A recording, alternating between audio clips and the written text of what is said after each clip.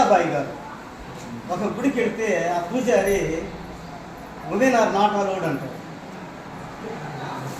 ఆమె ఏమంటానంటే వెంటనే మీరు స్త్రీ కాదా అంటుంది. నేను కాదు, నీకు ప్రవేశం లేదంటారు. పిచ్చోడా, ఎవరిని స్త్రీ అంటారంటే సత్వగుణము, తమో గుణము, రజోగుణం, ఈ మూడు కలిస్తే స్త్రీ అవుతారు.